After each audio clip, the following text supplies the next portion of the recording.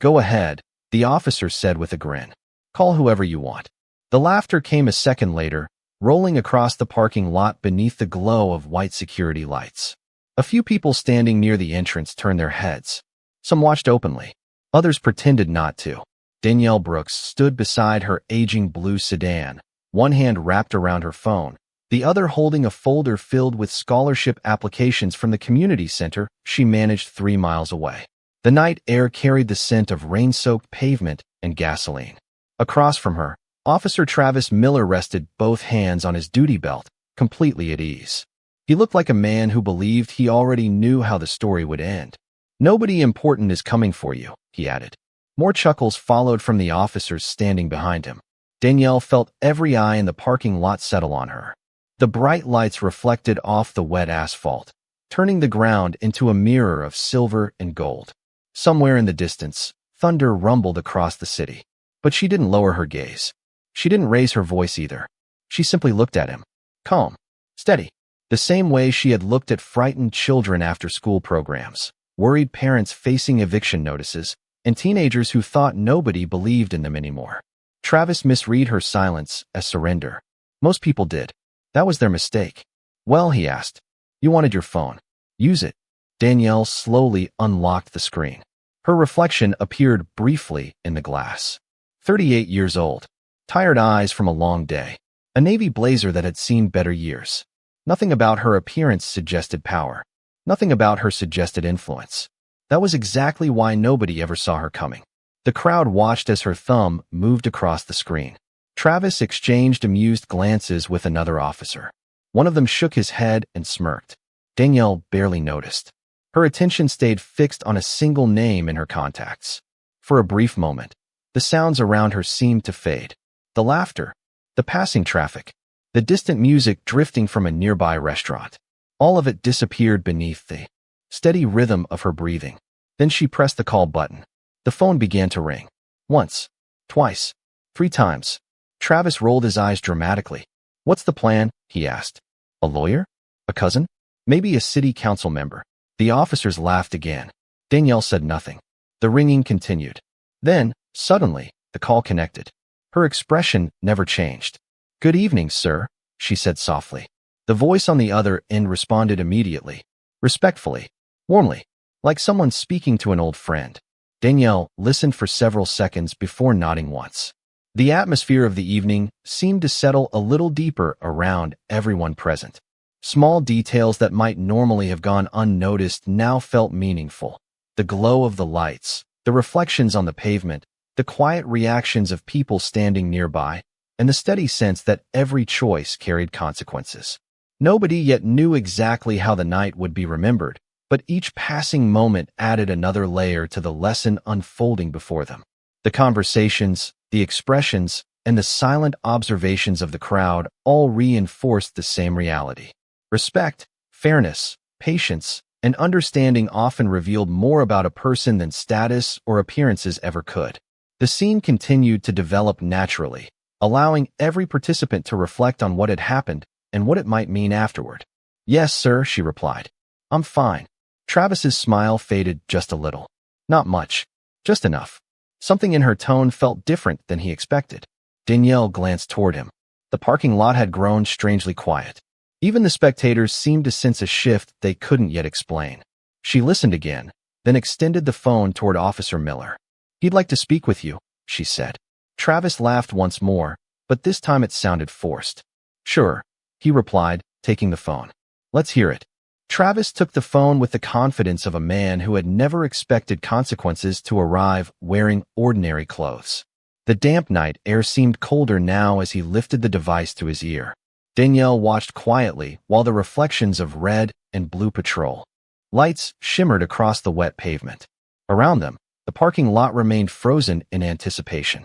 No one knew why, but the laughter had stopped. Years of experience had taught Danielle to recognize moments like this. Moments when people suddenly realized they might not understand the situation as well as they thought. She had lived through enough of them. Long before she became the director of the Eastwood Community Center, she had learned that assumptions were often stronger than facts. Growing up on the south side of Richmond, Virginia, Danielle had spent most of her childhood watching people underestimate her mother. Evelyn Brooks cleaned office buildings at night and worked a second job at a grocery store during the day. She rarely complained. She simply kept moving forward. Danielle remembered sitting at a small kitchen table under the yellow glow of a single light fixture while her mother balanced bills and reminded her of one rule: never let someone else decide your worth. Those words stayed with her through every difficult season that followed. They stayed with her when scholarships barely covered tuition. They stayed with her when she worked evening shifts while earning her degree. They stayed with her when employers smiled during interviews and never called back. And they stayed with her years later when she chose to leave a comfortable corporate position and return to the neighborhood where she grew up. Most people thought she was making a mistake. Her salary dropped. Her apartment became smaller. Her schedule became impossible. Yet Danielle never regretted it. Every morning, she unlocked the doors of the community center before sunrise. Every afternoon, she helped students apply for scholarships. Every evening, she met families facing challenges that statistics could never fully explain. She knew nearly every child by name. She knew who needed tutoring, who needed food assistance, who needed somebody willing to listen. The center itself occupied an aging brick. The atmosphere of the evening seemed to settle a little deeper around everyone present. Small details that might normally have gone unnoticed now felt meaningful. The glow of the lights, the reflections on the pavement, the quiet reactions of people standing nearby, and the steady sense that every choice carried consequences. Nobody yet knew exactly how the night would be remembered, but each passing moment added another layer to the lesson unfolding before them. The conversations, the expressions, and the silent observations of the crowd all reinforced the same reality. Respect, fairness, patience, and understanding often revealed more about a person than status or appearances ever could. The scene continued to develop naturally, allowing every participant to reflect on what had happened and what it might mean afterward. Building that developers had wanted to demolish for years, Danielle fought to keep it open. Fundraisers, grant applications, community meetings, endless paperwork, whatever it took. The scholarship folders still sitting inside her car represented another group of teenagers she hoped would find opportunities beyond the limits others placed on them. That was why she had been working late tonight. That was why she had stopped at the restaurant nearby after a donor meeting. And that was why she now stood beneath cold security lights while a group of strangers tried to define her before learning anything about her. Across the parking lot, Travis listened silently. The color had begun draining from his face. One officer shifted uneasily. Another glanced toward the crowd. Danielle noticed neither reaction. Her attention drifted upward instead. Dark clouds moved slowly above the city skyline. A light breeze carried the scent of approaching rain.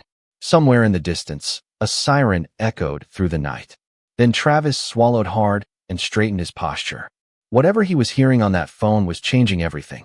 The silence stretched for several seconds. Travis held the phone against his ear while every muscle in his face seemed locked in place. The confidence that had filled the parking lot only moments earlier was gone. One of the younger officers shifted his weight and glanced toward the others, searching for an explanation nobody could provide.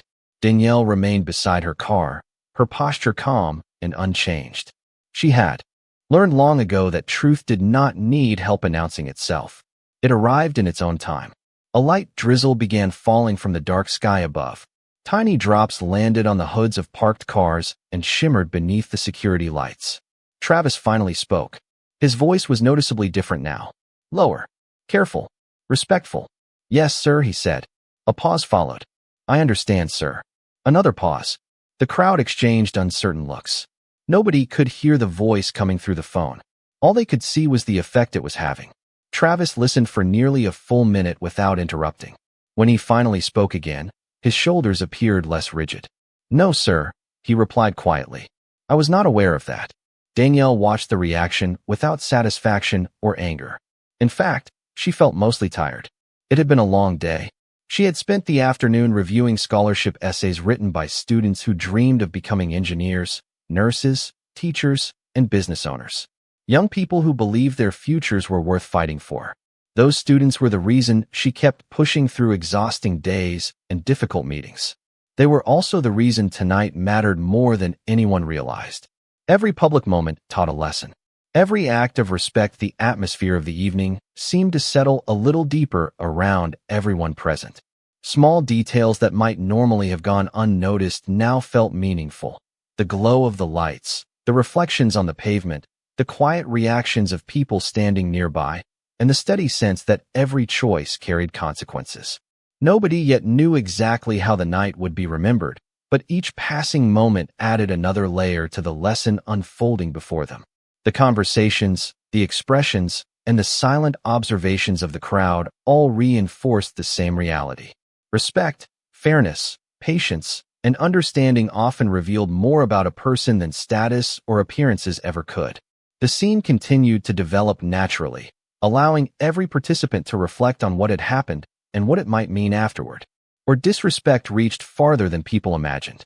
Travis swallowed hard and nodded several times as he listened.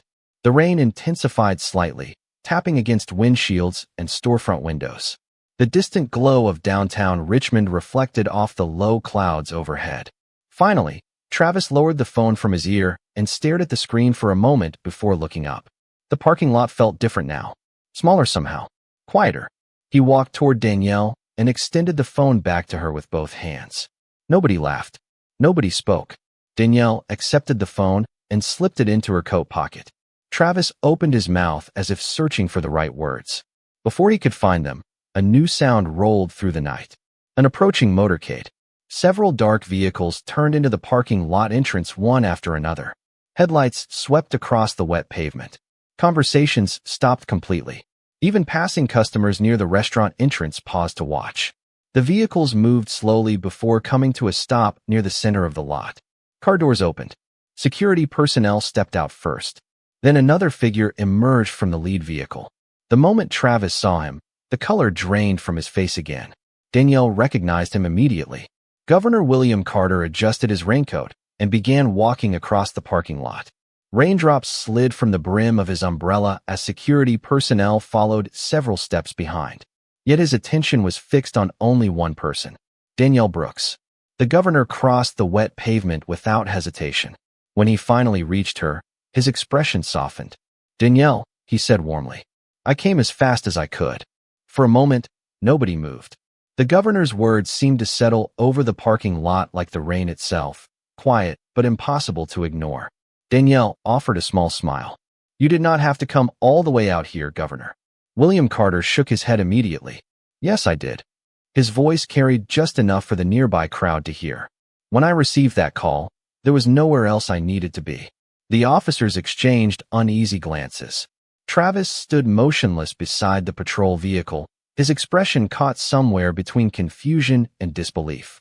He had expected a lawyer, maybe a local official. What he had not expected was the governor of Virginia standing in a rain-soaked parking lot speaking to Danielle Brooks like family. William turned toward her fully. "Are you all right?" he asked. Danielle nodded. "I am fine." The governor studied her face for a second, as though making certain she meant it. Then he exhaled slowly. "You always say that." A few people in the crowd looked at one another. The familiarity in his tone was impossible to miss. The atmosphere of the evening seemed to settle a little deeper around everyone present. Small details that might normally have gone disbelief. Every day, rain tapped softly against the roofs of nearby cars. The city lights reflected in puddles scattered across the asphalt. William Carter folded his umbrella and handed it to a member of his security team. 8 years ago, he continued, his voice calm, my daughter was trapped inside a community center during a fire.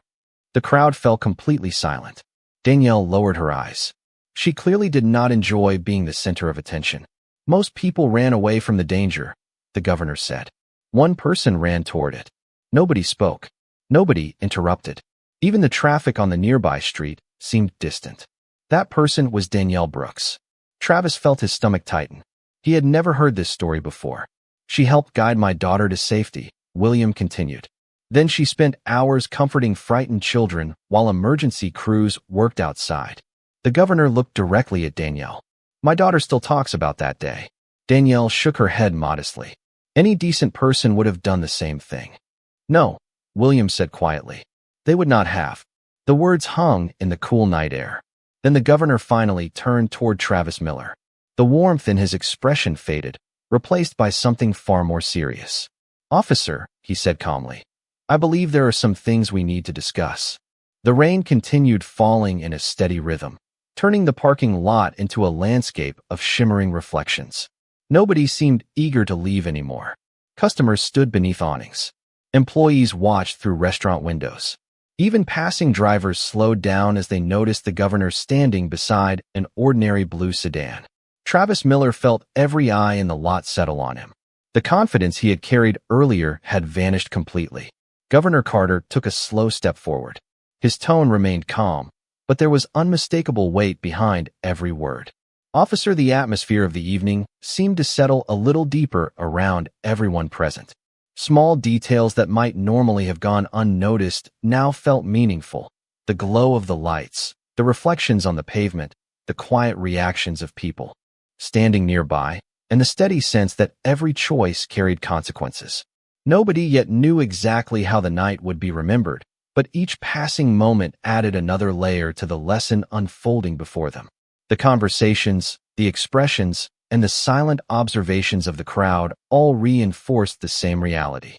Respect, fairness, patience, and understanding often revealed more about a person than status or appearances ever could. The scene continued to develop naturally, allowing every participant to reflect on what had happened and what it might mean afterward. "Miller, before tonight, had you ever met Danielle Brooks?" Travis cleared his throat. "No, sir." "Had you ever visited the Eastwood Community Center?" "No, sir." "Had you ever attended one of the scholarship ceremonies she organizes every year?" "No, sir." Travis looked increasingly uncomfortable. The governor nodded slowly. "Then it seems remarkable that you reached conclusions about her without knowing a single thing about her." The words landed harder than any raised voice could have. A quiet murmur moved through the crowd. Danielle lowered her gaze toward the pavement. She never enjoyed seeing people publicly embarrassed, even when they had been unfair to her. Governor Carter noticed. He always did. That was one of the reasons he trusted her judgment more than most people around him. "Do you know what I find extraordinary?" he continued. "Every time I visit Eastwood, I hear the same thing." Travis remained silent. "I hear about students who became doctors because somebody believed in them. I hear about single parents who found jobs because somebody refused to give up on them. I hear about children who finally felt seen." The governor glanced toward Danielle. "And somehow the person behind all of it never asks for recognition." Rain dripped from the edge of a nearby patrol vehicle. One officer looked away. Another shifted awkwardly. The atmosphere felt heavier with every passing second. Governor Carter reached into his coat pocket and removed his phone. After a few taps, he held up a photograph. This was taken 6 years ago. Travis looked at the screen. A group of smiling children stood in front of the community center. Danielle was kneeling in the middle of them. "The young girl standing beside her is my daughter," the governor said quietly. "That photograph sits framed in our home." A long silence followed. Danielle remembered the day instantly. It had been a summer reading program. The governor's daughter had volunteered for a community project and insisted on helping organize books. Nobody had treated her differently. Nobody had cared who her father was. She was simply another young person trying to help. Governor Carter slipped the phone back into his pocket. "Danielle never asked me for favors. Never asked for money. Never asked for influence." His eyes settled firmly on Travis. "Tonight is actually the first time she has called me in nearly 8 months." That revelation seemed to surprise everyone. Travis blinked. The crowd exchanged puzzled looks. "Do you know why she finally called?" the governor asked. Nobody answered. His expression grew solemn. "Because she believed something was wrong. Not for herself. For the principle of fairness." The rain softened to a light mist. Across the lot, the flashing patrol lights reflected the atmosphere of the evening, seemed to settle a little deeper around everyone present. Small details that might normally have gone unnoticed now felt meaningful. The glow of the lights, the reflections on the pavement, the quiet reactions of people standing nearby, and the steady sense that every choice carried consequences. Nobody yet knew exactly how the night would be remembered, but each passing moment added another layer to the lesson unfolding before them. The conversations, the expressions, and the silent observations of the crowd all reinforced the same reality. Respect, fairness, patience, and understanding often revealed more about a person than status or appearances ever could. The scene continued to develop naturally, allowing every participant to reflect on what had happened and what it might mean afterward. Off hundreds of tiny droplets suspended in the air. Then Governor Carter turned toward Danielle. "You could have stayed silent," he said. "You always have that option." Danielle offered a faint smile. "Some things matter more than comfort." Danielle's words lingered in the cool night air long after she finished speaking. Some things matter more than comfort. The sentence was simple, yet it seemed to settle over the parking lot with greater weight than everything that had happened before. Governor Carter studied her for a moment and slowly nodded. He had heard those same values from her for years. They were the reason he trusted her. They were the reason his daughter admired her. And they were the reason he had driven across the state on a rainy night without hesitation. The rain had almost stopped now. Only a light mist drifted through the glow of the parking lot lights. Water clung to the leaves of nearby trees and shimmered like tiny pieces of glass. The tension that had dominated the evening began to change into something quieter, something reflective. Danielle looked around and noticed faces she had not paid attention to earlier. A young cashier standing beneath the restaurant awning. A delivery driver leaning against his truck. A college student carrying a backpack. Ordinary people. Watching. Listening. Learning. She wondered what they would remember tomorrow. Not the governor's arrival. Not the flashing lights. But the choices people made when they believed nobody important was watching. Governor Carter followed her gaze. "You know," he said softly, "most people spend their lives chasing recognition." Danielle smiled faintly. "Recognition does not help a student finish homework." A few people nearby laughed quietly. The governor smiled as well. "No, I suppose it does not." The atmosphere felt lighter now. Yet Travis Miller remained frozen beside the patrol vehicle. The weight of the evening seemed heavier on him with every passing minute. He watched Danielle speaking calmly with the governor and struggled to reconcile the woman before him with the assumptions he had made earlier. None of them fit anymore. The image he had created in his mind had collapsed completely. Governor Carter eventually turned toward him again. Not with anger. Not with hostility. Just seriousness. "Officer Miller," he said, "public trust is fragile." Travis nodded. Slowly. "Yes, sir. People remember how they are treated long after procedures are forgotten." The officer lowered his eyes. "I understand." For the first time that evening, Danielle felt genuine sympathy for him. Not because she excused poor judgment. She did not. But because she recognized something else beneath his discomfort. Shame. And shame, when faced honestly, could become the beginning of growth. She stepped forward slightly. The atmosphere of the evening seemed to settle a little deeper around everyone present. Small details that might normally have gone unnoticed now felt meaningful. The glow of the lights, the reflections on the pavement, the quiet reactions of people standing nearby, and the steady sense that every choice carried consequences. Nobody yet knew exactly how the night would be remembered, but each passing moment added another layer to the lesson unfolding before them. The conversations, the expressions, and the silent observations of the crowd all reinforced the same reality. Respect, fairness, patience, and understanding often revealed more about a person than status or appearances ever could.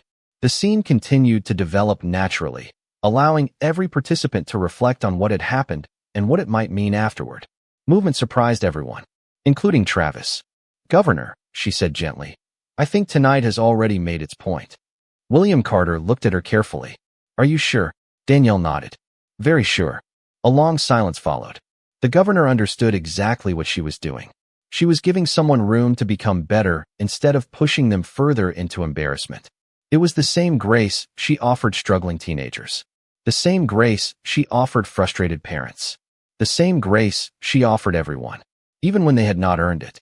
Across the parking lot, the clouds finally began to break apart. A few stars appeared above the city skyline. The storm was ending. But for Travis Miller, something far more important was only beginning. The parking lot had grown almost completely silent. The spectators who had gathered beneath awnings and storefront lights no longer looked at Danielle with curiosity. They looked at her with a different kind of attention now. Respect. Yet Danielle seemed unaware of it. Her focus remained on the people standing directly in front of her. Governor Carter watched her carefully.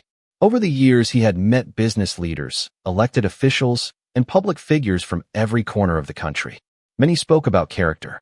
Few demonstrated it when it cost them something. Danielle always had. That realization brought back a memory he had not thought about in years. He looked toward the dark sky for a moment before speaking.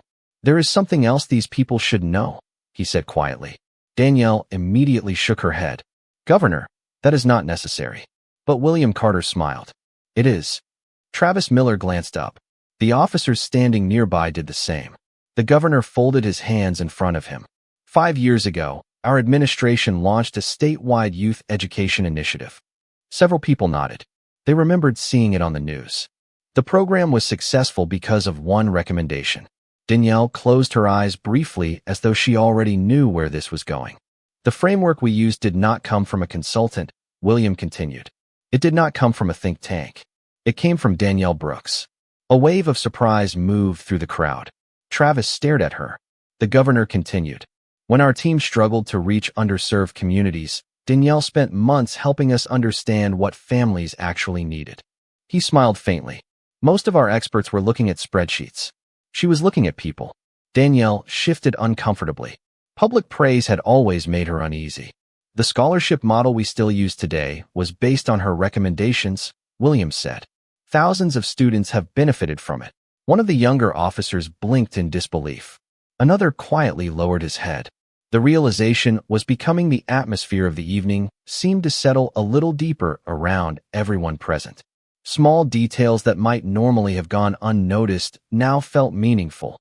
The glow of the lights, the reflections on the pavement, the quiet reactions of people standing nearby, and the steady sense that every choice carried consequences.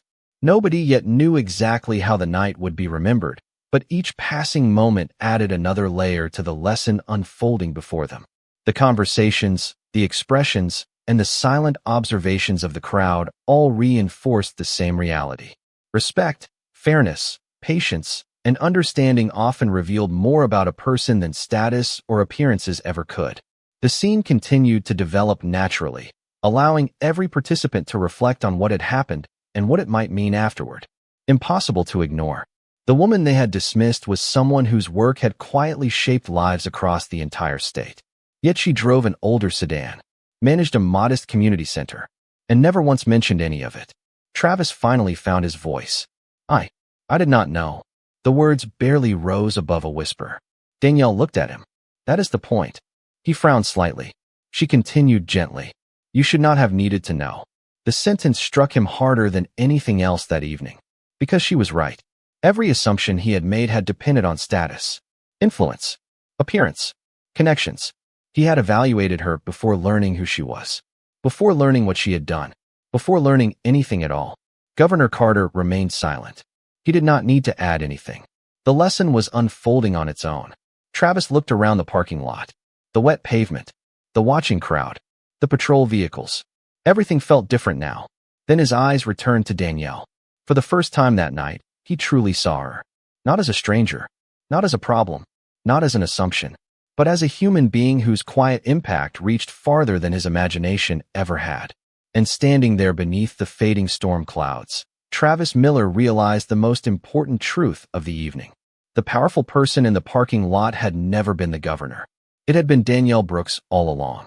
The realization settled over the parking lot slowly, like the last traces of rain disappearing into the pavement.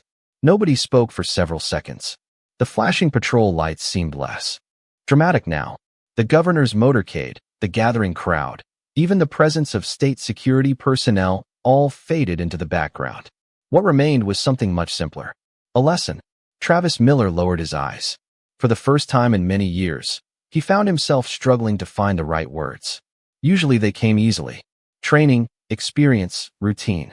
Tonight was different. Tonight, every prepared response felt empty. Danielle stood quietly a few feet away, waiting without pressure, without judgment. That made it harder somehow. Governor Carter remained silent as well. He understood that some moments could not be forced. Growth required honesty, and honesty could only arrive when a person chose it for himself. Finally, Travis took a slow breath. "Ms. Brooks," he said. His voice sounded rough. "I owe you an apology." The crowd remained perfectly still. Danielle looked at him calmly. Travis continued. "Not because of who you know." He glanced briefly toward the governor before looking back at her. "And not because of everything you have accomplished." He swallowed. I owe you an apology because I made assumptions before I knew the atmosphere of the evening seemed to settle a little deeper around everyone present. Small details that might normally have gone unnoticed now felt meaningful. The glow of the lights, the reflections on the pavement, the quiet reactions of people standing nearby, and the steady sense that every choice carried consequences. Nobody yet knew exactly how the night would be remembered, but each passing moment added another layer to the lesson unfolding before them. The conversations, the expressions, and the silent observations of the crowd all reinforced the same reality. Respect, fairness, patience, and understanding often revealed more about a person than status or appearances ever could. The scene continued to develop naturally, allowing every participant to reflect on what had happened and what it might mean afterward. Anything about you. The words seemed to cost him something. Yet once they began, they continued naturally. I thought I understood the situation. I thought I understood you. He shook his head slightly. I was wrong. Danielle studied him carefully. The rain had stopped completely now. Water still glistened on the asphalt beneath the lights, but the storm itself was gone. Thank you for saying that, she replied softly. Travis nodded. I should have listened more. I should have treated you with the same respect every person deserves. Danielle noticed the sincerity in his expression. The defensiveness was gone. The embarrassment remained, but something else had appeared beside it. Reflection. Governor Carter watched quietly. He had seen public apologies before. Most were performances. This one felt different. Travis was not trying to save his reputation. He was trying to face the truth. Danielle folded her arms against the cool night air and offered a small smile. Officer Miller, everyone makes mistakes. Travis looked surprised. Even ones like this? Danielle nodded. Especially ones like this. The crowd listened carefully. The important part is what happens next, she continued. You can spend years defending a mistake, or one moment learning from it. Travis lowered his head. Those words struck deeper than any criticism could have. Danielle took another step forward. I do not want this evening to be remembered because a governor arrived. Governor Carter smiled faintly. That sounded exactly like her. I want it remembered because someone chose to do better after realizing they were wrong. A light breeze moved through the parking lot. Somewhere nearby, water dripped steadily from the edge of a roof. The city seemed quieter than before. Travis looked at Danielle for a long moment. Then he nodded. Not to the governor. Not to the crowd. To her. And for the first time that night, the weight he carried seemed slightly lighter. The crowd began to disperse slowly, not because anyone told them to leave, but because the story unfolding before them had already reached its conclusion. The flashing patrol lights remained, casting soft reflections across the wet pavement, yet they no longer felt important. One by one, people returned to their cars. Restaurant employees stepped back inside. Conversations resumed in low voices. Life moved forward. Danielle looked toward the dark outline of the city beyond the parking lot. Richmond stretched beneath a clearing sky, its lights glowing warmly in the distance. The storm had passed. Governor Carter checked the time on his watch and smiled. You probably still have work waiting for you tomorrow morning. Danielle laughed quietly. At 6 o'clock sharp. Some things never change. Thankfully. The governor nodded. He knew she meant it. Success. The atmosphere of the evening seemed to settle a little deeper around everyone present. Small details that might normally have gone unnoticed now felt meaningful. The glow of the lights, the reflections on the pavement, the quiet reactions of people standing nearby, and the steady sense that every choice carried consequences. Nobody yet knew exactly how the night would be remembered, but each passing moment added another layer to the lesson unfolding before them. The conversations, the expressions, and the silent observations of the crowd all reinforced the same reality. Respect, fairness, patience, and understanding often revealed more about a person than status or appearances ever could. The scene continued to develop naturally, allowing every participant to reflect on what had happened and what it might mean afterward. Had never changed her. Recognition had never changed her. Influence had never changed her. She remained exactly who she had always been. A woman who believed every person deserved dignity. Governor Carter extended his hand. Danielle shook it. Then, to the surprise of several people still watching nearby, he placed his other hand gently over hers. Thank you, he said. Danielle smiled. For what? The governor glanced toward the city lights. for reminding people what leadership actually looks like. Danielle did not answer. She never knew what to say when compliments became too large. Instead, she simply nodded. A few minutes later, the governor returned to his vehicle. The motorcade pulled away quietly, disappearing beyond the edge of the parking lot. The bright headlights faded into the night until they were gone completely. Silence settled once more. Travis Miller remained standing beside his patrol vehicle. The other officers had stepped back, giving him space. He watched Danielle walk toward her sedan. The scholarship folders still sat on the passenger seat exactly where she had left them. Ordinary papers. Ordinary work. Yet somehow they seemed more significant now than anything else he had seen that evening. Danielle opened the driver's door. Before getting inside, she paused and looked back. Travis met her eyes. Neither person spoke. Words were no longer necessary. After a moment, Danielle offered a small nod. Simple, respectful, human. Travis returned the gesture. Then she climbed into the car and started the engine.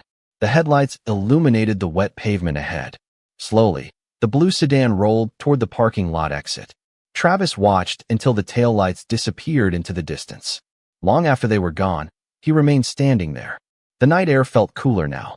Somewhere nearby, water dripped from the edge of a roof. The storm clouds had broken apart completely, revealing a sky filled with stars. For the first time in a very long time, Travis found himself thinking less about authority and more about responsibility. Less about assumptions and more about understanding. Behind him, the patrol car lights reflected softly against the pavement.